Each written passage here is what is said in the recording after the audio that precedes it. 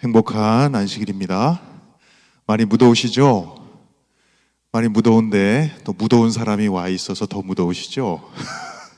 저도 무지하게 무덥습니다. 벗어도 될까 여쭤보려고 했는데 이왕 입은 거 그냥 입겠습니다. 화면상 좀 더 작게 보일 수 있으니까요. 좀 웃지요, 뭐. 예. 답답하고 또 마음속에 응어리가 있거나 또 여러 안 되는 풀리지 않은 여러 이유가 있을 때 그냥 웃는 것도 기분의 전환에 큰 도움이 될 것 같습니다. 그러면 성령께서 역사하실 수 있는 여지가 또 생기잖아요. 왜 우리는 설득에 실패할까? 사실은 설교자로 서면서 늘 배워왔던 것이 있습니다. 우리 스승님들에게. 그리고 설교학에 대한 책을 몇 권 읽어봐도 설교학적으로 바라본다면 좋은 제목은 아닙니다. 왜냐하면 부정적이잖아요. 그죠? 설득을 해도 좋은 모자란 판에 왜 설득을 실패할까라는 제목은 상당히 부정적인 제목이기 때문에 제가 이 설교를 준비하면서 이 제목을 썼다 지웠다 여러 번 반복했습니다. 설득의 기술이라고 할까? 뭐 멋있는 얘기 같은데 제 마음이 감동이 안 됐어요. 근데 두 번째는 설득하는 법을 배우다. 좀 멋있잖아요. 설득하는 법을 배우다. 하지만 저는 이 제목을 선택할 수밖에 없었습니다. 잘 모르겠어요. 무엇인가를 선택할 때는 늘 언제나 특별한 이유가 있는 건 아닙니다. 그래서 그냥 갔어요. 그 이유는 무엇일까? 곰곰이 뭐 이유를 굳이 하나 따져보자면 현실적인 고려가 너무 컸습니다. 오늘은 밝은 이야기이기도 하지만 밝은 이야기 스토리텔링으로 여러분들이 이끌어갈 거예요. 근데 내용은 좀 약간 좀 슬픈 게 우픈 게 있기도 하고요. 그러면서도 또 희망을 좀 드리고 싶습니다. 오늘 말씀을 통해서. 왜냐하면 현실적인 고려가 너무 컸습니다. 왜냐하면 우리의 설득이 죄송합니다. 나의 설득이라고 할게요. 나의 설득이 성공보다는 실패가 더 많은 것 같아요. 왜 성공하지 못할까? 설득이라는 게 무엇입니까? 어떤 대상에게 처음에 다른 이해를 가지게 하는 것이지요. 그래서 깨우침을 주는 거죠. 그래서 뭔가를 번뜩이 그래 그거였어?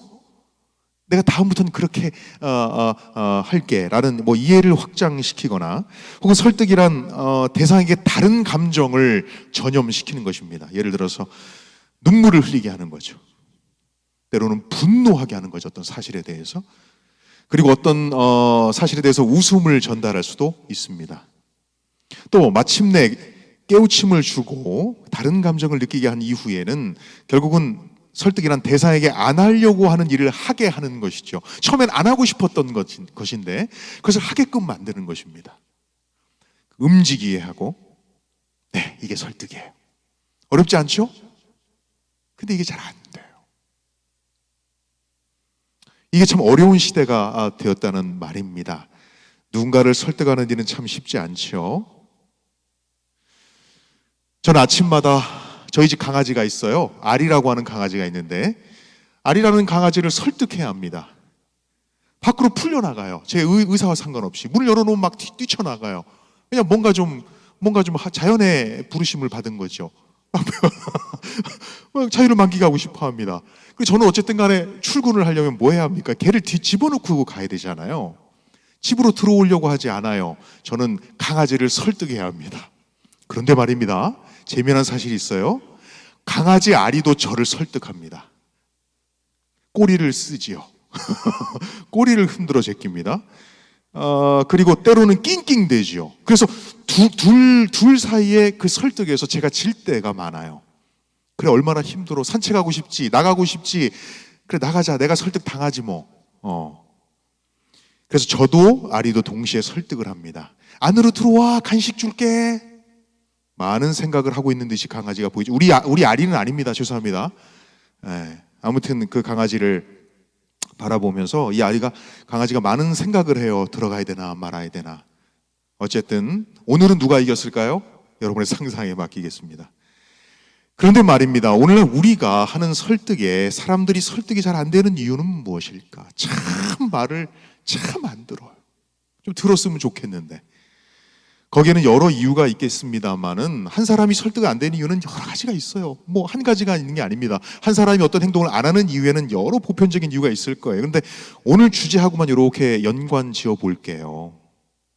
자, 정확하게 한 5달 전이었습니다. 5달 전인가요? 네, 5달 전이었습니다. 한 통의 전화를 받았습니다. 정확하게 이런 표현이었어요. 필리핀 같이 갈티요? 이 표현이었어요. 잘 알고 지내던 누님의 전화였습니다. 미션 트립을 같이 가자는 거예요. 30주년이랍니다. 순간 제 머릿속에 30주년? 야, 벌써 30주년이나 흘렀다고? 무슨 얘기냐면은, 그렇긴 하지. 왜냐하면 제 큰아들의 나이가 딱 그때 제 나이랑 똑같은 나이였기 때문입니다. 그렇구나. 나는 여전히 철이 없는데, 여전히 철이 없어요. 그죠? 철이 없잖아요. 철이 없는데, 근데 저는 더 이상 철없는 대학생이 아니잖아요, 지금. 여전히 철이 없는 목사이긴 해도. 가야 하나, 말아야 하나, 제 마음속에 50-50. 그죠? 가지 말아야 할 이유 50, 가야 할 이유 50, 여러 난관들이 있었습니다. 왜냐하면 학교 업무로 바빴어요. 그리고 어떤 특별한 일에 학교 업무 외에 어떤 과외적으로 뭔가를 한다는 것에 대한 부담도 있었고요. 또 제가 자녀가 셋입니다. 능력도 없는데 셋이나 낳았어요. 물론 엄마가 다 알아서 하겠지만 아무튼 51, 가지 말아야 되겠다는 이유가 하나 늘어났습니다. 그런 감정이 그렇게 생긴 거예요. 50-50가 아니라 51-95가 된 거예요. 가고 싶지 않은 마음이 51이 되었을 때 저는 핑계가 필요했습니다. 그래, 누님한테 이것을 거절할 핑계가 나에겐 필요하지. 그래서 이 제안을 거절할 유일한 핑계는 무엇일까 생각해 봤는데 저희 집사람이었어요. 집사람이 분명히 반대할 거라고 하는 생각을 가지고 집사람에게 핑계를 대기 위해서 제안을 했습니다. 30주년 여행을 가자고 하네. 이거는 간단 얘기야, 안 간단 얘기예요. 노라고 답할 줄 알았는데, 그런데 집사람이 뭐라고 얘기하냐면, 야, 그거 잘 됐네. 우리도 한번 필리핀 같이 가보자. 맨날 당신만 선교한다고, 해외 다니고 우즈베키스탄 가고 어디 가고. 아이고, 이번에 우리도 한번 가보자. 같이 가봐요. 가겠답니다. 못 가겠다고 말하려는 핑계거리가 순식간에 사라져버리고 말았어요. 저는 완전하게 뭐 해버렸냐면 빠져나갈 핑계가 없어져 버리고 만 거예요. 30 years ago, 30년 전이었습니다. 1995년. 제가 할 줄 아는 영어 용어니까 용어만 하겠습니다. 저는 필리핀에 있었습니다. 참 생각도 많았고 고민도 많았고 신학생으로 목회를 어떻게 해야 되나 뭔가 특별한 어떤 영적 체험도 필요했기 때문에 천명선교사 훈련 프로그램은 저에게 너무나도 유용한 것이었죠. 여기에 나타나 있는 천명선교사 6기 선교사들이 이 사람들이 모인답니다. 만나고 싶은 마음이 생겼어요. 그게 50였다가 95로 줄었지만 많은 생각들이 스쳐 지나갔습니다. 가야 할 이유를 찾아봤어요. 좋은 추억들이 있지. 영어를 공부했던 것들, 프레이어 가든 기도의 동산에서 열심히 기도했던 그 추억들, 또 가지 말아야 할 이유를 또 생각해 봤어요. 돈이 많이 들어가요. 그리고 돈이 많이 들어가요. 돈이 많이 들어가거든요. 그리고 가지 말아야 할 이유에 51을 차지할 만큼 충분한 이유가 되는 것입니다. 근데 5달 이후의 일이잖아요. 어떻게 했을까요? 어쨌든 간에 지금 끊는 게 싸니까 우선 끊었어요. 저희 가족 것만 끊은 것이 아니라 다른 사람 가족들 6장을 제가 대행해서 끊었습니다. 어떻게든 되겠지 하고 제가 어쨌든 한 학기 1학기를 보내게 되었습니다. 그러면서도 어떻게 하면 난 안 갈 수 있을까를 생각했던 것 같아요. 어떻게 되겠지. 드디어 학기 말이 되었습니다. 가야 할 날짜가 다가왔죠. 한 주 전이었습니다. 전 비행기 티켓을 매일 하면서 찾아봤어요. 그래, 비행기 티켓이 있을 거야. 어쩔 수 없이 끌려가야 되나 보다. 근데 매일 하면 없는 거예요. 컨퍼메이션, 그러니까 확정된 그 메일이 없는 거예요. 그래서 제가 너무나 당황해서 항공 티켓 그 대행사였던 trip.com, 그 위대한 trip.com입니다. 제일 싸게 파는 것 중에 하나죠. trip.com에 제가 전화를 했습니다. 아니, 왜 내 티켓이 없는 거예요? 왜 내 티켓의 컨퍼메이션 이 메일을 안 보내준 거예요? 당황되었어요. 왜 그런 거예요? 제가 따졌습니다. 분명히 저는 카드사에 이렇게 영수증이 있는데 왜 없는 거예요? 이건 분명히 대행사의 실수가 맞아요 하면서 끊었습니다. 화가 났죠. 그리고 나서 갑자기 뒷골이 선하면서 뭐라면 시원한 바람이 불어오면서 이게 안 갈 수 있는 이유가 될 수 있겠다 야 라는 생각을 제가 하게 되었습니다. 분명히 이건 내 잘못이 아니야. 지분은 분명히 됐고 환불만 받고 다른 팀은 내가 실수니까 내가 조금 보태서 한 번 더 끊어주고 난 주저앉아야 되겠다. 그렇게 생각을 했어요. 안 가고 싶은 마음이 조금 있었거든요. 그리고 이제 전화를 했습니다. 그리고 그 상담원이 저에게 다시 톡백을 했는데, 글쎄요, 저희도 잘 이해가 되지 않네요. 우리 회사에는 고객님 예약을 확인할 수가 없습니다. 저희도 이유를 모르겠어요. 카드 번호 주세요. 날짜를 주세요. 비행기 회사를 알아볼게요. 여러 과정들을 거치게 되었습니다. 총동원의 트립닷컴이 아마 그 상담원이 그가 갖고 있는 모든 능력을 최대한 발휘해서 제 티켓을 마침내 찾아냈습니다. 마침내 찾아냈어요. 마침내 전화가 왔어요. 화가 난 음성은 아니었습니다. 근데 천천히 한숨을 푹 쉬어요. 그리고 이렇게 저에게 물었습니다. 고객님, 제발 제가 하라는 대로만 하세요. 네이버에 마이 트립을 치시고 마이 트립을 치시고 그리고 들어가 보시면 고객님의 티켓이 그곳에 잘 있을 겁니다. 결국은 제가 트립닷컴에다가 예약을 한 게 아니고 마이 트립에다가 예약을 해놓고 트립닷컴에다가, 왜냐하면 트립 똑같잖아요. 그래가지고 제가 뭐 여행을 많이 다닌 사람도 아니고 말이죠. 여행하면 트립닷컴인 줄 알았지 뭐. 그리고 뭐 5달이나 지나고 난 다음에 그 마이 트립인지 트립닷컴인지 어떻게 알겠어요. 그래도 제가 참 다행인 것은 그래도 목사의 어떤 그 템포를 유지하면서 항의했다는 거, 그리고 그 여성 그분에게 좀 전화해서 좀 미안한 마음을 전달하고 싶었는데 그걸 할 수 없는 건 아쉬운 마음이었습니다. 아무튼 우여곡절 끝에 가고 싶지 않은 마음 반, 안 가고 싶은 마음, 가고 싶은 마음 반, 안 가고 싶은 마음 반으로 시작된 여행이었습니다. 그리고 비행기에 올랐죠. 제가 간 게 뭐라고요? 미션 트립. 미션 트립은 두 가지로 이루어져 있습니다. 첫 번째는 미션과 트립으로 이루어져 있죠. 그래서 미션과 트립이 공존하는데 언제나 미션이 있는 트립은 언제나 부담이 있습니다. 왜 부담이 있을까요? 트립을 하는 내내 미션이 생각이 나는 거예요. 그렇죠? 노는 것도 재미가 있을까 없을까요? 노는 것도 부담이에요. 근데 뭐 먼저 했을까요? 미션을 먼저 하고 트립을 하면 좀 마음이 편한데 트립을 먼저 한 거야. 그래가지고 트립하는 내내 미션을 생각하는 거죠. 트립을 해야 되는데 자꾸 방문을 어떻게 해야 되며 준비 그 의논을 계속하면서 했으니까 그래도 아무튼 좋았습니다. 첫 번째 간 곳이 팍상한. 여러분들 가보신 적 있죠? 팍상한. 정말 대단하게 고약한 곳이 아닐 수 없습니다. 대단하게 미안함을 가지게 하는 투어입니다. 이 팍상한이라고 하는 무슨 말일까요? 투어는 말이죠, 하루에서 상류로 거슬러 올라가야 됩니다. 동력이 없어요. 근데 두 명의 보트맨들이 무거운 세 명의 사람을 태우고 하루에서부터 상류까지 마치 연어가 상류로 올라가듯이 폭포 상류까지 무동력으로, 진짜 하나님의 창조는 정말 대단합니다. 저는 거기 나타나 있는 하나님의 창조의 대단함보다 그 사람들, 그 워크맨들, 그러니까 그 보트맨들의 그 전 거기에 또 감복을 했어요. 아무튼 세 사람이 딱 탔는데 문제가 생겼습니다. 왜냐면 우리 일행 중에서 가장 무거운 사람 하나와 두 번째로 무거운 사람은 그 두 명이 한 보트에 탄 거예요. 그래서 제가 물었습니다. 이게 도둑이 제발 저린다고 어떻게 합니까? 그 사람이 대부분 먼저 발이 저리잖아요. 그래서 제가 보트맨에게 괜찮아요? 갈 수 있겠어요? 물었어요. 그랬더니 괜찮다는 거예요. 올라갔습니다. 아니나 다를까 보트에서 물이 막 들어오네. 그래서 제가 보트맨에게 하도 땀을 뻘뻘 흘리고 안 되겠지? 그래서 제가 중간에 트레이드를 했습니다. 두 번째로 무거운 사람과 제일 가벼운 사람을 트레이드했어요.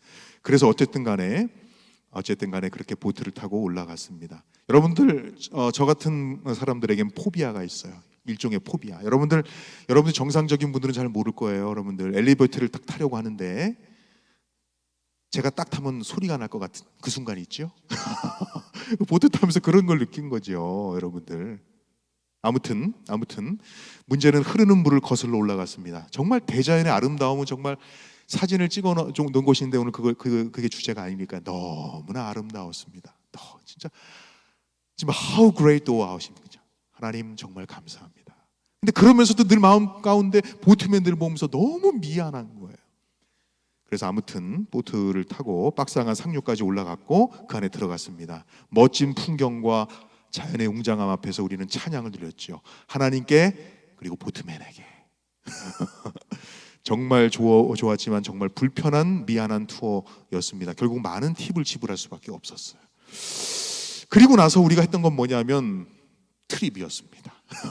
온천욕을 즐기면서 무려 이틀 동안 가장 비싼 깔람바에서 밤 늦게까지 30년 동안 못 날았던 회포를, 그죠? 핫스프링 안에서 제일 비싼 곳에서, 싼 곳이 있는데 일부러 이곳을 했답니다. 한번 누려보라고. 언제 한번 누려보겠느냐며 이야기를 밤새 끝이 날 줄 모르면서 오랫동안 만났던 회포를 자식들 이야기, 교회 이야기, 신앙 이야기, 꽤 오랫동안 그런 즐거움을 보냈죠. 그리고 제 마음속에 결정했습니다. 잘 온 것 같아. 잘 설득당한 것 같아. 교인들 모시고 참 역시 목사는 다릅니다. 목사님들이 몇 분 계셨는데 목사님들은 항상 모든 결론이 교인들 모시고 와야 되겠다. 선교 프로그램으로 진행하면 좋겠어. 그리고 밤마다는 말이죠. 필리핀 여행의 백미는 과일입니다. 여러분들 열대 과일에 잭프루트를 쌓아놓고 마음껏 먹었어요. 참 좋다. 오기를 참 잘했다. 그죠? 이런 이야기를 나누면서 아이아스도 가보고 남아시아 태평양 지회도 가보고 시조사도 가보고 여러 군데를 다 지나면서 참 잘 왔다. 안 오려고 술을 썼는데 참 잘 왔다. 그리고 마침내 천명선교사 본부를 방문했습니다. 30년 동안 천명선교사 훈련본부가 어떻게 변했을까 되게 궁금했어요. 많은 것이 바뀌어 있었습니다. 그리고 가장 그리웠던 게 뭐였을까요? 기도했던 동산, 뱀이 지나다니고, 그죠? 도마뱀이 지나다녀도 하나님께 어쨌든 순수했던 그 시절에 영혼 달라고 기도했었던 그 떠듬떠듬거리는 그 영어지만은 영어를 배우면서 하나님 이제 내가 1년 2개월 동안 주님을 위해 내가 불사르겠습니다 하면서 그 거친 십자가 아래에서 기도했었던 그 추억이 있었던 그 장소가 되게 보고 싶었거든요. 근데 너무 실망인 거예요. 왜 실망이냐면 그곳에 거친 십자가 코코넛 트리가 있는 게 아니라 이렇게 멋진 콘크리트를 지어놓은 거야. 누가 이렇게 해놓은 거야 도대체. 내 추억을 다 앗아간 거죠. 아무튼 뭐 30년이 흘렀으니까, 그죠? 그 나무가 있겠습니까? 네. 그런데 그 옆에 뭐가 있냐면 선교사들의 이름을 기록해 놓은 명판이 있는 것입니다. 그래서 저는 제 이름을 찾아봤어요. 제가 뭐 대단한 사람은 아닌데 그래도 선교했다고 이름을 찾아봤어요. 그곳에 6기 선교사예요. 54년까지 있어요. 제 이름이 있는 거예요. 리완허. 리옥진 바로 뒤에 있네. 네. 초 어디 있어 초? 초 어디 있어? 초. 또 자기를 찾아야 이렇게 초 어디 있어? 6번에 있네요. 6번째 있는 거예요. 미셔너리. 묘한 이상한 느낌이 들었습니다. 그리고 이 하나의 경험은 하늘에 내 이름이 기록되어 있는 것을 확인하는 순간 이보다 더 아름답지 않을까? 이런 생각을 해봤어요. 내 이름 꼭 있었으면 좋겠다. 오늘 설교 주제는 아니지만 여러분의 이름이, 여러분의 리스트가 저 하늘에 기록되기를 소망합니다. 아멘? 아멘 하면 끝낼게요, 설교. 아멘? 더 하시란 말씀이죠? 이게 끝이었습니다. 아름다운 트립은 이제 끝나버린 거죠. 뭐가 남았을까요? 미션만 남은 것입니다. 전부들 이제 너무나 즐거운 시간을 보내고 나서 이제 우리에게 남아있는 것은 미션이었어요.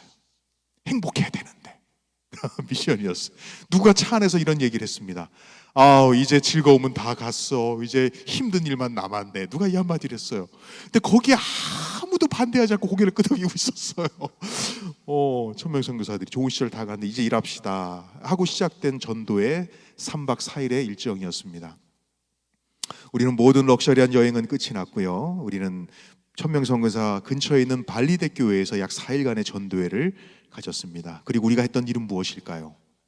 좋은 소식을 가지고 왔어요.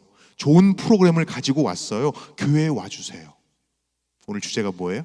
설득이죠. 한국에서는 가능하지 않은 일들을 했습니다. 막 집에 쳐들어가요.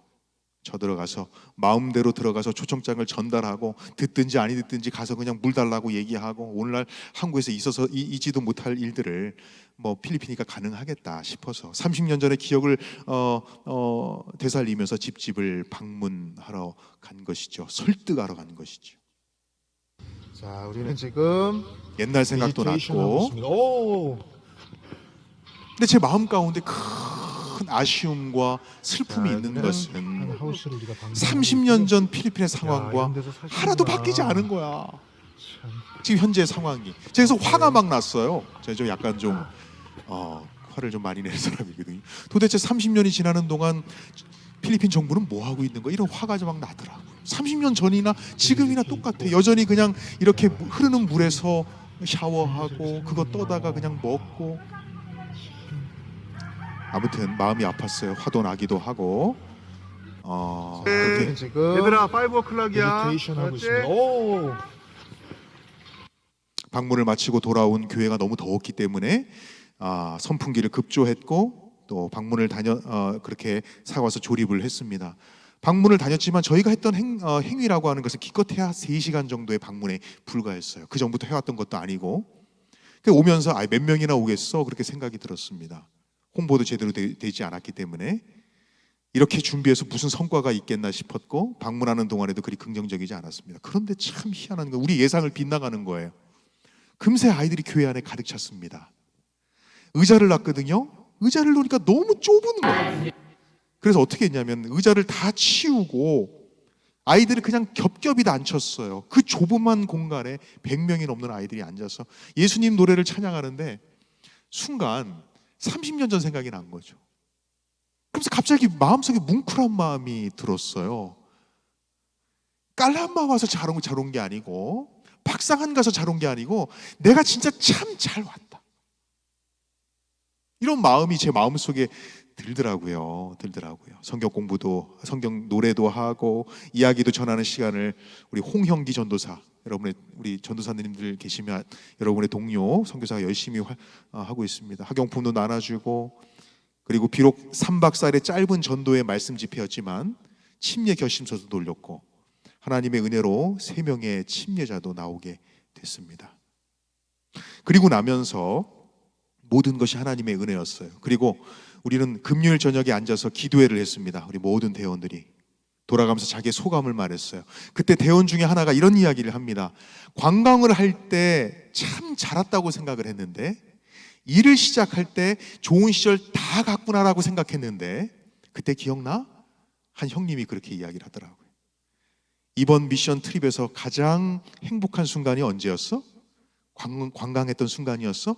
아니야, 바로 지금 이 순간이야. 전도회를 했던 이 순간이 나는 가장 행복했어 라고 말하는데 재밌는 건 뭐냐면 다 고개를 끄덕이고 있는 거예요. 맞아.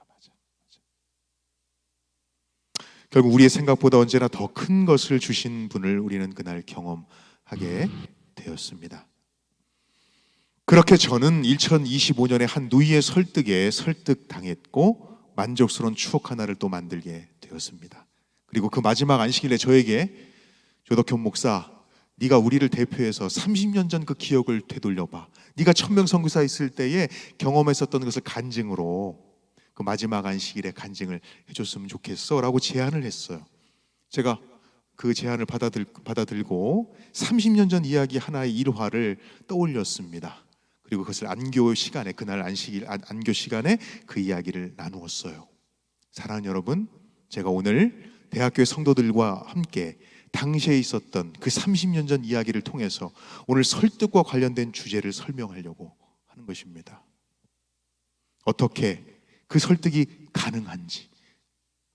우리는 누군가를 끊임없이 설득합니다. 얘야 빨리 일어났으면 좋겠어. 우리의 의사를, 우리의 의견을, 때로는 우리의 신앙을 우리는 뭐합니까? 설득하죠. 근데 오늘날 우리의 설득을 잘 보세요. 우리의 성공률이 너무나 낮아요. 우리가 하는 모든 행동에 선교라는 명분을 붙여 놓습니다. 등산을 가면서도 선교 등산이에요. 테니스를 쳐도 선교 테니스예요. 골프를 쳐도 선교 골프예요. 그렇지 않습니까? 틀린 말이 아니잖아요. 이 학교의 존재도 나의 삶의 이유도 결국은 예수의 명령인 선교입니다. 그거 맞는 말 같아요. 그게 크리스찬의 삶의 전부죠. 선교란 말은 다분히 기독교적인 용어인데 이걸 세상적인 말로 바꾸면 설득이잖아요. 내가 믿고 있는 바를 설득하는 것. 근데 이게 좀 힘들더라고요. 왜 이렇게 안 될까?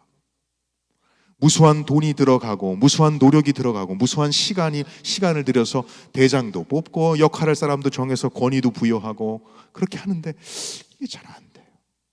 과연 그 일에 우리는 성공하고 있는 것일까? 여러분들, 설득을 학문적으로 연구의 대상으로 삼은 영역, 첫 번째 영역은 정치였습니다. 정치에는 설득이 상당히 중요하거든요. 정치의 설득은 아주 중요한 요소입니다. 고대 사회의 통치의 수단으로 설득은 뺄 수 없는 요소입니다. 그 옛날에 압살롬도 자신이 가진 무수한 매력으로 사람들을 설득해서 따르게 했죠. 통치의 원리 가운데 통치자의 힘, 능력, 매력으로 모든 것이 가능할 것처럼 여러분이 생각되지만 안 그렇습니다. 왕은 설득할 수 있는 능력이 있어야 돼요. 모든 것을 다 할 수 있는 것 같지만 그렇지 않습니다. 백성들의 민심은 반드시 필요했으니까요. 그래서 여러분들, 통치가 그렇고 하다못해 게임도 마찬가지예요. 이것을 구현해낸 것이 게임입니다. 만약에 내가 거느린 장수가 아무리 지력이 좋아도, 무력이 높아도, 매력적이어도 그 장수가 나에게 충성하지 않으면 문제가 되는 거예요. 여기 여포가 있는데 죄송합니다. 이거 옛날 여러분에게 안 어울리는 예화네요. 죄송합니다. 넘어갈게요.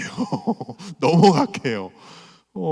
여포는 대단한 전투력을 가지고 있지만은 충성도가 떨어집니다. 이런 장수를 데리고 나가면 큰 문제가 터져요. 왜냐하면 데리고 나갔다가 상대편으로 포섭이 돼버리거든요. 여기에 뭐가 필요합니까? 여기에 설득이 필요한 거죠. 그래서 군주는 끊임없이 뭘 줍니까? 여포의 충성도를 높이기 위해서 삼고 초려도 하고 명마도 주고 돈도 주고 편지도 주죠. 이게 설득이죠. 충성도를 계속 올려줘야 하기 때문입니다. 그 옛날 아리스토텔레스는 이것을 정치적으로 정리했어요. 누군가를 설득하는 데는 세 가지 요소가 필요하다. 첫 번째는 뭡니까? 로고스. 그것은 뭐냐면 논리적인 설득이 필요하다는 거죠. 두 번째는 파토스, 감정에 대한 설득. 세 번째는 신뢰. 이 세 가지 여러분 다 아시는 내용이잖아요. 로고스라고 하는 것은 객관적인 사실, 이게 맞잖아, 이렇게 하는 게 맞는 것이잖아, 그렇게 해서 좀 고개를 좀 끄덕이고 좀 내가 하는 얘기를 좀 설득을 좀 당해줬으면 좋겠어, 논리적으로 맞잖아, 이 추론이 맞잖아, 그렇게 설득력을 올리는 거죠. 통계 자료를 들이댑니다. 데이터를 대고. 그런데 옛날엔 이게 좀 통했던 것 같은데 요즘 안 돼요. 야, 너 다니엘 2장 봤어? 놀랍잖아. 바벨론부터 시작해가지고 돌나라까지 완벽한 예언이잖아. 맞아요. 그게 웃더라고요.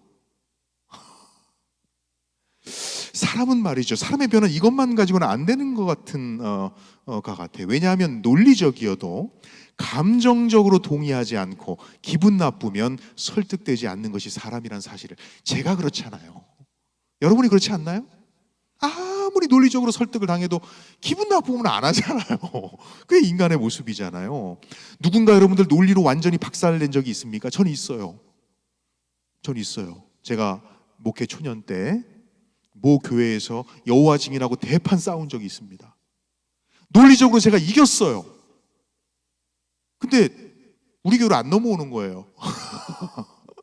뭐라고 말하냐면, 너의 말이 맞는 듯이 보이지만 기분이 나빠가지고 내 뜻대로 할래. 이게 사람의 마음이거든요. 아셨죠? 논리로 이겼어도 다른 것이 충족되지 않으면 되지 않는 것입니다. 그래서 필요한 게 감정적 동의예요. 감정적 동의. 그래서 이걸 우리가 아리스토텔레스가 좀 유식한 말로 파토스가 필요하다 이렇게 얘기했어요. 대부분의 부부들이 싸움을 하면 겪는 문제입니다. 아내와 남편의 대화. 남편이 얘기합니다. 난 사실을 말했을, 난 true, tell the truth. 나는 사실을 말했을 뿐이야. 여자가 얘기합니다. 근데 왜 화가 나는 거예요? 여자는 말합니다. 난 사실이 중요하지가 않아요. 난 사실이 중요하지가 않아. 남자는 사실을 말하고 여자는 감정을 위로받기를 원하는, 이러니 맨날 평행선이지, 그죠? 그렇습니다. 그래서 필요한 게 감동이죠. 그렇구나. 사람을 변화시키고 설득하려면 뭐가 필요하다? 감정이 필요하다. 청중의 감정을 자극해야 돼. 우리가 남이야? 청중에게 공포를 조장한다든지, 분노하게 만들다든지, 공공의 적을 만들어 놓고 분노하게 만든다든지, 아니면 같이 펑펑 운다든지, 기쁨을 느끼게 해서 설득을 하는 거예요. 상당 부분 설득이 되기도 합니다. 그래서 설교나 강연할 때 예화를 많이 쓰잖아요.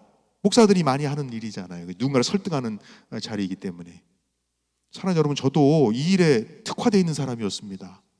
제가 목회 초년 때 저는 감동적인 이야기를 하는 게 아니라 공포를 조장해가지고 제가 고등학교 교목으로 있을 때 아이들 침례는 줘야 되겠는데 이거 어떻게 침례를 줄 수 있을까 고민하다가 아이들을 이제 다 믿지 않는 학교였기 때문에 앉혀놓고 한 명 한 명씩 다 격파를 했어요. 제가 너 예수 안 믿으면 넌 큰일 난다, 너 죽는다, 멸망당한다. 5분짜리 설교를 한 명씩 했어요. 침례 다 받았습니다. 100명 침례 받았어요. 100명. 그래요. 근데 문제는 말입니다. 수많은 그런 일들을 통해서 공포심을 조장하기도 했지만은 어떨 때는 수많은 장치를 통해서 우리가 사람들을 설득하는 것이지만 우리 마음이 썩 시원하지는 않은 것이 우리의 모습이지요. 사람들이 변화되는 것은 이야기나 논리나 혹은 감정적 장치가 아니다. 그래서 필요한 것이 뭐예요? 신뢰성이다. 그래서 에토스, 그 사람이 갖고 있는 인격 저는 이 음성이 더 강하게 제 마음 가운데 울리는 것입니다. 목사님, 말씀하지 마세요. 목사님, 우리는 보고 싶어요. 목사님, 말씀만 하지 마세요. 저희는 보고 싶어요.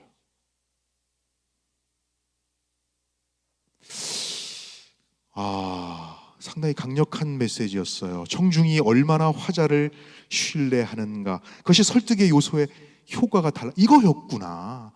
그래서 내가 그렇게 멋진 설교를 해도 사람이 변화가 안 되었구나 깨닫는 순간이었습니다. 그래, 너 말이 맞는 것 같아. 그 설명도 상당히 맞아. 파토스야, 감정적이야. 그런데 난 너를 신뢰하지 않아. 너가 말하는 것을 너조차 실천하고 있지 않는 듯이 보이기 때문이야. 나는 너의 말에 설득당할 용의가 없어. 너도 지키지 않는 것을 말로 설명한다고 내가 그걸 따를 것이라고 생각하지는 말아줘. 목사님, 설명은 필요 없어요. 보여주세요.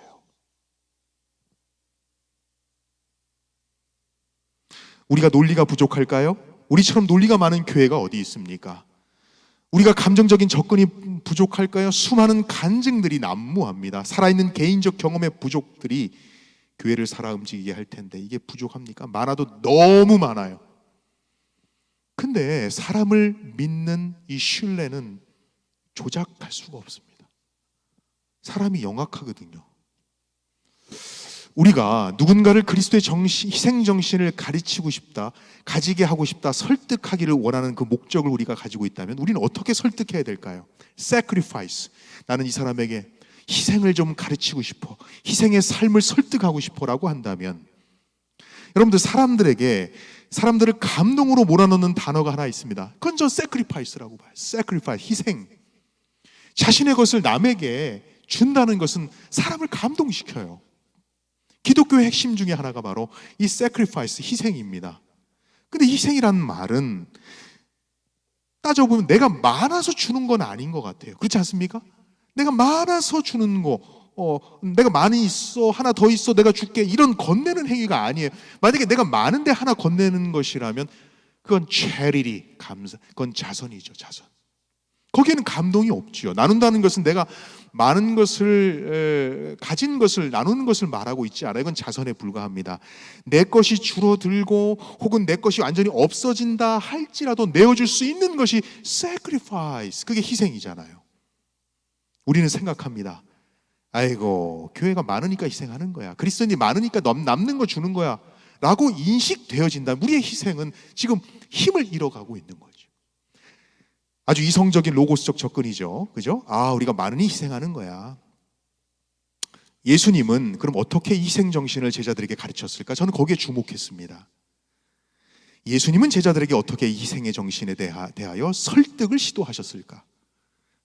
선한 사마리아인의 비유의 한 장면입니다. 이 사진은요, 반고우가 이 그림을 그렸어요. 그리고 옆에다가 이런 텍스트를 붙여놨습니다. 영어 loving is good 뭐 이런 거고요. 이걸 번역을 좀 제가 해봤습니다. 영어가 짧지만 번역을 이렇게 하면 이렇게 씁니다. 사랑은 좋은 것이요, 거기엔 진짜 힘이 있는 것이요, 사랑으로 한 건 무엇이든 다 잘하는 것이요. 어제 번역을 제가 했어요. 괜찮습니까? 마음에 드십니까? 그렇습니다. 유대인과 사마리아는 원수였잖아요. 근데 이 사마리아인들은 일방적으로 유대인에게 혐오의 대상이 됐어요. 유대인이 강도를 만났지요. 그리고 유대인들은 자신의 동족들은 하나같이 돕지 않고 지나갔습니다. 아주 독특한 뭡니까? 독특한 하나의 장치를 예수님이 이 이야기 속에 우리에게 보여주고 있어요. 제사장도, 레위인도, 바리새인도, 소위 종교인도, 그죠? 그 사람들이 자기의 동족을 바라보고 그냥 지나갔단 말이에요. 그런데 자신을 원수로 여긴 유대인을 위해 사마리아인이 도운 거예요. 이게 대단한 이상한 장치 아닙니까? 이런 일들이 실제 일어나지는 않아요. 저는 일어날 수 없다고 봅니다. 100개 중에 하나 일어날까 말까요. 근데 이 사건을, 이 사실을 하나의 예로 드시면서 뭔가 예수님 우리에게 말하고 있는 거예요. 예수님 아주 의도적으로 기술하고 계십니다. 상황을 드라마틱하게 설정해 놓은 거죠. 아이러니하죠. 동료들은 다 버렸는데 원수가 도왔다? 저는 이해가 안 갔어요. 이걸 통해서 예수님이 뭘 의도하셨을까? 그리고 사마리아인은 말이죠, 어떤 행위를 했냐면 그가 가진 모든 것을 베풀었습니다. 그가 가지고 있는 모든 것을 다 베풀었습니다. 그리고 뭐라고 말했는지 아세요? 내가 다시 오면 내가 가지고 있는 것 더 보태서 더 줄게. 우리가 남을 도울 때 어떻게 합니까? 여기 우리 애들 등록금도 내야 되고 뭐도 내야 되고 하는데 내가 요 정도 하고 요 정도 도우면 되지 뭐, 그리스도인이 그 정도면 되지. 그게 아니에요, 여러분들. 만약 그 정도 수준의 그리스도인의 희생적인 삶이라면은 우리는 이 표본, 이 선한 사마리아의 표본을 따를 수 없어요. 여러분들, 이 정도까지 따라야 되는 게 예수님의 모본이라면 우리가 하는 charity, 우리가 하는 희생은 뭡니까? 넘치고 우리가 쓸 거 다 쓰고 넘치는 것을 돕는 것이죠. 어쩌면 우리는 지금 희생적인 삶을 살고 있지 않은 듯이 보입니다. 어쩌면 우리는 뭐 하고 있는 거예요? 자선을 하고 있었던 거예요. 그럼 이 말씀은 뭘까? 우리가 많이 가지고 있기 때문에 주는 것이 희생이 아니라면, 그건 자선이라면, 여러분들 자선을 왜 할까? 제가 또 곰곰이 생각해 봤습니다. 한 인간이 다른 사람을 도울 때 그 행위는 왜 하는 것일까? 첫 번째는 뭐냐면 순수한 목적으로 할 수도 있겠습니다만 때로는 나의 평판 때문에 하는 경우도 있나요? 누군가를 사랑하는 게 아니에요. 그건 나를 사랑하는 것이지요. 그래서 자선과 희생은 다른 것일 수 있습니다. 그리고 그는 내가 와서 다시 모든 걸 지불하겠다고 또 약속까지 합니다. 제가 26년 동안 이 설교를 여러 번 했을 거예요, 교회에서. 그러면서 저는 자부했습니다. 이 말씀을 읽고 설교할 때마다 이 본문이 말하는 건 이거일 거야. 이웃 사랑합시다. 이걸 거야. 얼마나 심플하고 단순합니까? 사마리아인처럼 원수도 사랑하는 이웃을 실천하십시다. 이런 교훈을 말씀하고 있는 것일까? 물론 그걸 실천하도록 주님은 우리를 설득하고 계신 듯이 외면적으로는 보여집니다. 그래, 선한 이웃이 되어야지. 그리스도인들에게 바라는 건 바로 이웃 사랑이야. 주님이 그걸 우리에게 말하고 있는 거야. 베풀라고 말씀하셨어. 바리새인처럼 되지 말거라, 레위인처럼 살지 말거라, 제사장처럼 살지 말거라. 그럴 수 있어요. 예수님이 그렇게 말씀하신 듯이 보여요. 그렇게 변할 수 있어. 그러나 조심해라. 다시 마음을 단단히 먹어라. 그게 메시지인 줄 알았어요. 저는 선한 사마리아인의 비유의 메시지의 핵심이 착한 사람 돼야지. 선한 사마리아인처럼 도와야지. 그러니 너희도 이런 희생의 삶을 베풀고 살고라 였을까? 참 대단한 사마리아인입니다. 그렇지 않습니까? 사마리아는 다 그렇게 착한가요? 잘 보세요. 사마리아인이 다 착한가요? 그럼 예수님이 일반화시킨 그 사마리아는 다 착하지 않잖아요. 이 사마리아 한 명만 착하잖아요. 그건 아닐 겁니다. 일반화할 수 없어요. 그럼 이 사마리아인이라는 것은 한 개인의 어떤 특정한 품성, 어떤 대상, 어떤 종족을 얘기하는 게 아니라 사마리아는 빌려온 장치에 불과한 거예요. 예수님이 전혀 도울 수 없는 한 명의 대상을 장치로 이용하셔서 뭔가 특별한 메시지를, 이미지를 우리에게 전달하고 계신 듯이 보였습니다. 여러분 설득이 되든가요? 이 비유를 다 듣고 그래 선한 사람이 돼야 되겠다 그렇게 설득이 되든가요? 그리고 저는 이 내용이 너무 극단적이라는 생각이 들었습니다. 사마리안이 도왔다. 그리고 여리고다. 한 명도 돕지 않은 종교인이 있었다. 그것도 종교적 일과 중에 그랬다. 물론 종교인들이 다 그렇게 나쁘진 않았을 거예요, 여러분들. 어떻게 다 나쁜 사람만 있습니까? 좋은 사람도 있잖아요. 왜 다 나쁜 사람으로 매몰차게 그렇게 평가를 합니까? 어딘가 맞지 않아서 좀 불편했어요. 26년이 지난 다음에 이게 불편했습니다. 이 비유의 해석이. 예수가 전하고자 하는 메시지는 단순히 이웃을 사랑하거라가 아니었다는 사실을 제가 깨닫게 됐어요. 예수께서 이 선한 사마리아의 비유를 통해서 보여주고자 하시는 것은 무엇일까? 이 이야기를 듣고 있는 청중이 누구였을까요? 유대인들이었습니다. 제자들이었습니다. 그들은 혈연적 유대인들이었어요. 이와 비교된 인물은 사마리아인이었습니다. 그들은 절대로 사마리아인이 될 수 없죠. 유대인이 어떻게 사마리아인이 됩니까? 사마리아인처럼 원수도 사랑하고 있는 거 없는 거 다 주어라라고 동의할 수가 없었어요. 그리고 나서 묵상하면서 이 선한 사마리아인을 묵상했어요. 그리고 떠오른 이미지는 우리가 해야 할 어떤 대상이 아니고 그냥 저는 예수님이 떠올랐어요. 선한 사마리아인은 예수님이었구나. 그러므로 이 비유가 말하고자 하는 것은 그들을 어쨌든 간에 도덕적으로 행위적으로 교화시키려고 하는 설명이 아니라는 사실을 알았어요.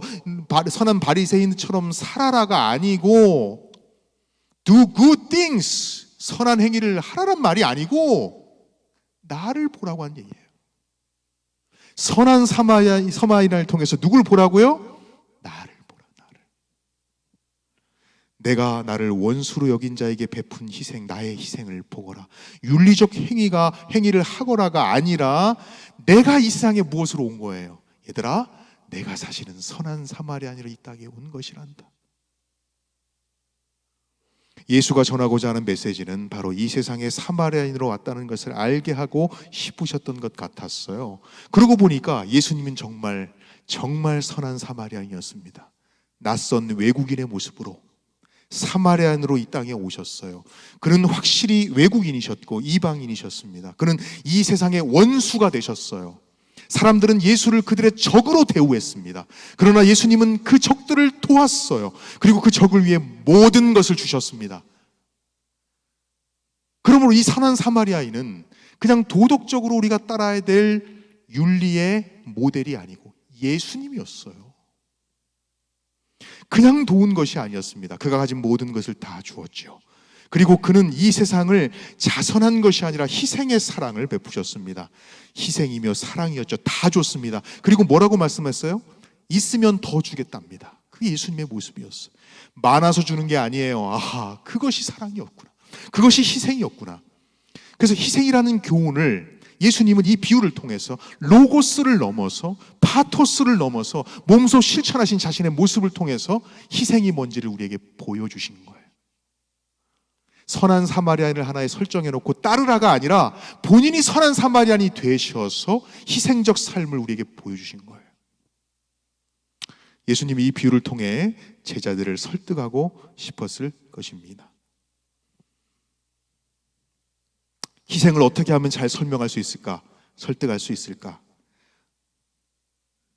로고스, 논리로 단어의 정의를 설명할 수 있죠. 근데 설득이 될까요? 희생이란 다른 사람이나 어떤 목적을 위해 자신의 목숨과 재산과 명예와 이익 따위를 바치거나 버리는 행위. 멋진 일이죠. 희생을 실천합시다. 근데 안 된단 말입니다. 우리는 이성적 논리도 우리는 타자의 이야기도 필요 없어요. 다미안 신부님의 이야기, 어떤 목사님의 장기 이식의 이야기, 그걸 설명해서 우리가 희생적인 삶을 설득할 수 있죠. 그러나 더 강력한 것이 필요합니다. 그건 뭘까요? 오늘 이 세상에 우리에게 필요한 것은 희생적인 삶을 목도하게끔 하는 것입니다. 누구의 삶을 빌어서 설명하는 게 아니고 이론적인 것을 설명하는 게 아니고 뭐가 필요하다고요? 희생적 삶을 보여주는 게 더 필요하다는 거예요. 우리는 교회의 기능을 5가지라고 얘기하죠. 이 중에서 2가지가 설득과 연관되어 있습니다. 첫 번째는 전도회, 캐리그마. 그 다음에 4번째가 디다케입니다. 오늘날 왜 교회는 디다케에 성공하지 못할까요? 좀 부정적인 이야기지만 여러분들 들어주십시오. 교회, 초대교회의 디다케는 성공적이었어요. 왜 그런지 아십니까? 어디를 가나 초대교회 안에는 희생적인 삶을 실천하는 사람들이 있었어요. 그리고 많은 사람들은 그 디다케 가르침에 고개를 끄덕이면서 순종하고 따랐습니다. 왜 그랬을까요? 그거는 관념적인 이야기를 들은 게 아니고요, 옆집에 있는 김 집사님이, 앞집에 있는 박 집사님이 그런 삶을 실천하고 있기 때문입니다. 그런 실천하는 삶을 바라보면 설득 안 될 수가 없는 거죠. 이제 이야기 하나 진짜 하고 마칠게. 몇 시입니까 지금 여러분들? 저는 30년 전 선교사로 루손 지역에 파송이 됐습니다. 그래서 교회 건축도 했고 선교도 했고 방문 활동을 했어요. 근데 매달 우리가 $100 가지고 한 달을 살았거든요. 이게 등치 큰 사람이 $100 가지고 음식 할 거 해먹을 거 해먹고, 그 다음에 남는 건 또 11조도 내고 또 교회 건축원금도 내고, 진짜 많은 일에서 $100 가지고. 근데 2달 동안 안 오는 거예요. 이게 스타이펜드가 안 오는 거예요. 얼마나 배가 고팠겠어. 이 등치는 이따한 산만한 사람이 그냥 먹을 거는 없고 말이죠. 선교사가 그래도 가끔 부자 나라에서 온 이 필리핀 사람들을 위해서 선교 사랑을 베풀려고 희생적인 정신을 가지고 온 이 선교사가 배고프다고 없다고 얘기할 수 없잖아요. 그래가지고 어떻게 했냐면은 필리핀에 가면 땅을 파면 까사바라고 있습니다. 까사바 아십니까? 이게 고구마 같은 거거든요. 이 까사바를 파가지고 그거 먹으면서 배를 움츠리면 뭡니까? 배고픈 배를 우여잡고 버텨냈단 말이죠. 그래 한 주만 더 기다려보자 해서 읍내에 갔습니다. 뱅크 어카운트 갔더니 돈이 또 안 들어왔네. 야, 이거 큰일 났네. 어떡하냐. 그럴 수 있어. 뭐 캐셔가 까먹을 수 있지. 근데 한 주, 2주 계속 이러니까 뭐 화가 나는 거예요. 이거 먹을 것이 집안에 없은 지가 벌써 몇 주가 흘러버린 것입니다. 쫄쫄 굶었어요. 너무나 방문 갈 힘이 없었어요. 핑계인가요? 방문 갈 핑계가 없었습니다. 근데 문제는 뭔지 아십니까? 부자 나라에서 온 그 한국인 선교사를 늘 옆으로 지나가는 한 나나이는 아주머니예요. 한 아주머니 집사님이, 한 노인 집사님이 계셨어요. 노인 집사님의 사정도 참 딱하신데 아들이 이혼을 해가지고 그 손자까지 데리고 사는, 세 식구가 사는 그런 나나이가 한 명이 계셨어요. 그 나나이의 일과가 뭔지 아십니까? 매일 일하고 돌아와서 남의 집 가서 이제 뭐죠? 남의 집 세탁도 해주고, 그 뭐라 그래요? 그 제가 생각이 안 나네. 그거 해주는 거 있잖아요. 예? 그렇죠. 누가 말씀해 주셨어요? 영어로 하셨네. 또 메이드. 그거 하시고 뭐 하냐면 오셔가지고 아이고 선교사들 오늘 하루는 어땠어? 밥은 먹었어? 이거 체크하고 하시는 분이거든요. 근데 이 나나이가 보니까 말이죠, 몇 달째 밥을 하는 걸 본 적이 없네. 나나이가 깜짝 놀란 거죠. 이 한국인 선교사가 왜 밥을 안 하지? 이때쯤 자기가 지나갈 때 6시쯤 딱 되면 무슨 냄새가 나야 돼? 고소한 밥 냄새가 나야 되는데 2달 동안 밥 냄새가 안 나네. 이놈 먹고 아이고 이거 큰일 났네. 이거 어떻게, 뭔 일이 벌어진 게 분명합니다. 그래가지고 마음속에 결심을 했나 봐. 도대체 얘들이 무슨 일이 터졌길래 밥을 안 해 먹는 거야. 그날 밤에 갑자기 그날 저녁 6시에 이 집이었어요. 정확하게 저 빨간 대야에다 물 받아놓고 저희가 여기 생수로 먹을 물로 썼거든요. 들어왔습니다. 퇴근하면서 들어온 거예요. 잘 들어오지 않아요. 왜 들어오시는 거예요? 들어오지 마. 뭘 드릴까요? 제가 그래요. 뭘 드릴까요? 뭘 줘? 줄 것도 없는 사람이 뭘 드릴까요? 아무것도 없었던 그저 그 선교사는 한국에서 왔다는 그 거만함에 아이고 뭔가 필요해서 왔구나 이런 생각을 했어요. 이런 참, 이게 한마디로 철이 덜 들었죠. 그 우월감에 그렇게 물어봤던 것입니다. 그리고 그녀가 저를 쳐다보지 않아요. 뭘 볼까요? 이 집안에 있는 어딘가를 자꾸 서칭을 하는 것입니다. 얘네들이 왜 밥을 안 지어 먹는 거야 도대체. 근데 뭘 발견했냐면은 여러분들 이게 뭐냐면은 쌀통이야, 쌀통. 이렇게 생긴 캔을 발견하더니 무심코 지나가다가 발로 캔을 뻥 차는 거예요. 그러니까 딸랑딸랑 소리가 났습니다. 저하고 파트너가 얼굴이 빨개졌어요. 얼마나 부끄러운지 몰라요. 그 부자 나라에서 온 한국에서 온 선교사들이 뭐가 없었다고요? 먹을 게 없어요. 2달 동안 딸랑딸랑딸랑. 근데 여러분들 얼마나 난처했는지 몰라요. 근데 그녀의 행동이 얼마나 빠른지 아십니까? 저희한테 어떠한 문의도 하지 않고 어떤 대답도 하지 않고 잽싸게 저희 집을 나갔어요. 그리고 5분 안에 그녀가 먹을 것을 가지고 저희 집에 왔는데, 사랑하는 여러분, 제가 좀 부연 설명을 드리면 그녀는 하루 벌어서 하루 먹는 여인이에요. 그녀가 하루 왼종일 일해 갖고 오면 그거 가지고 할아버지와 손자 앉혀놓고 그걸 해먹는 게 진짜 from mouth to mouth, hands to mouth입니다. hands to mouth. 하루 벌어 하루 먹는 사람이야. 그걸 저희 집에 갖고 왔다는 말은 무슨 얘기예요? 무슨 얘기예요? 그날 저녁 그 나나이와 따따이 그리고 그 손자는 쫄쫄 굶었다는 얘기입니다. 누구를 먹이기 위해서? 부자 나라에서 온 거만한 선교사를 먹이기 위해서. 저는 선교사하고 제 파트너하고 둘이 밥상에다가 그녀가 갖고 온 음식을 놨어요. 그런데 그냥 한없이 눈물이 나는 거예요. 오늘 내가 이걸 먹음으로 인해서 그 집은 지금 쫄쫄 굶겠구나 하는 생각이 드니까 목이 메어오는 거예요. 저는 희생을 로고스로 받지 않았습니다. 저는 그 희생을, 그죠? 감정적인 어떤 감동으로 받지 않았어요. 저는 그 희생을 눈으로 목도한 것입니다. 제 가슴은 터져버릴 것 같았어요. 사랑을 주기 위해서라고요? 베풀기 위해서라고요? 그래서 부자 나라에서 선교사들이 가난한 나라 필리핀 사람을 돕기 위해 왔다고요? 그래서 선교하기 위해서 사랑을 가르치기 위해서, 희생을 가르치기 위해서요? 너가 뭘 가르쳐? 그 소식을 들은 그 다음 날 저희 교회에 있는 수많은 우리 교인들이 자기가 하루 벌어 하루 먹을 그 음식들을 싸가지고 왔는데, 저희가 몇 줄을 놓고 먹을 만큼 음식을 쌓아놓고 먹었던 기억이 있습니다. 마무리하면서요, sacrifice, 그것은 기독교의 핵심이죠. 이것은 예수가 어떤 대상을 통해서 설득하는 게 아닙니다. 예수 자신의 삶을 선한 사마리아인을 통해서 보여주신 거예요. 예수는 우리에게 이 사람을 따르라고 설득하지 않았습니다. 예수님은 직접 그분이 선한 사마리아인이 되셔서 이 땅에 오셔서 희생적 삶을 우리에게 보여주셨어요. 저는 희생을 정보로 듣거나 감정적으로 남의 경험을 통해 듣지 않았습니다.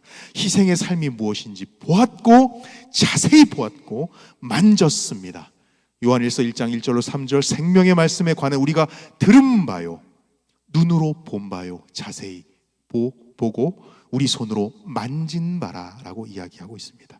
마무리하겠습니다. 왜 설득이 안 될까요? 그건 복음을 논리적으로 설명한다고 하여 로고스, 복음의 감정을 돋구기 위해 감정을 사용하는 것 파토스가 아닌 신뢰성. 전 그날 희생, 십자가의 희생이 무엇인지 설명을 통해 배우거나 감정적인 이야기를 통해 안 것이 아니었습니다. 한 노인의 그날 저녁을 굶고 자신의 살점을 나눠줬던 그녀의 희생, 그리고 순박하게 웃는 모습으로 돌아가던 그녀의 모습이 아직도 30년이 지났는데도 잊어지지가 않아요. 이게 희생이구나. 이해한 것도 감동을 받은 것도 아니었습니다.